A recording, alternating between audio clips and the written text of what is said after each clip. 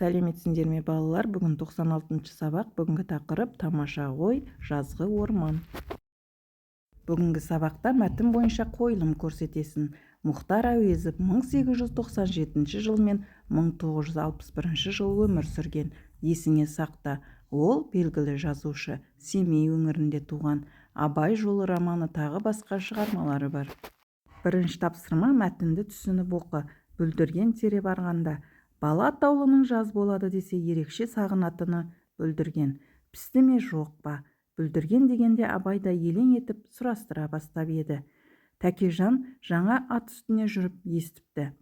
Бақанаспен қатар ағатын Жәнібек суы бар. Соның Шыңғыс тауына қараған бас жағында бүлдірген тұнып тұр дейді.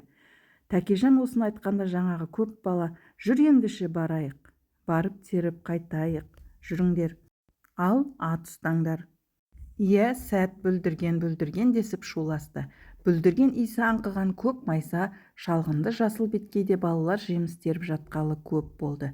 Аттарын тұсап тастаған балалар бүлдіргеннің қызығын әлі қанған жоқ. Алғаш кеп түскен бір беттен жылжымаса да, сол алаңның өзінің жемісін де мойыта алған жоқ. Жегеннен асқандарын тақия, домбыра, қалталарға да сықап жатыр. Мұхтар Әуезов. Бұл жерде балалар мойыта дегеніміз тауыса деген, сықап дегеніміз толтырып деген мағынаны береді.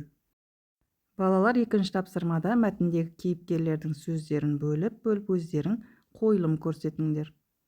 Келесі үшінші тапсырма: мәтін бойынша сұрақтарға жауап бер. Бірінші: мәтінде есім аталған ұлы тұлға кім? Абай Құнанбайұлы. Мәтіндегі жер су аттары қандай?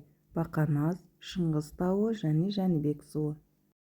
Төртінші тапсырма: мәтінді екіге бөліп, әр бөлікке ат қой дейді.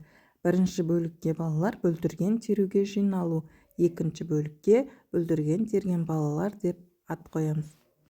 Бесінші тапсырма: өзіңді орманда жүрмін деп елестет. Қиялыңдағы суретті сөзбен сипаттап жазып көр.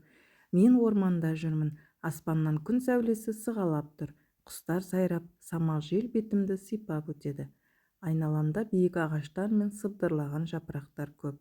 Бұл тыныштық пен сұлулық мекені. Соңғы алтыншы тапсырма: өлеңнің мазмұнына сәйкес қимылдар жаса. Қорбаңдаған қонжық орманда келеді. Әнін айтып маймаңдап бүршіктер середі. Саудыраған бүршіктер маңдайға тиеді. Ашулаған қонжық жерді келіп тебеді.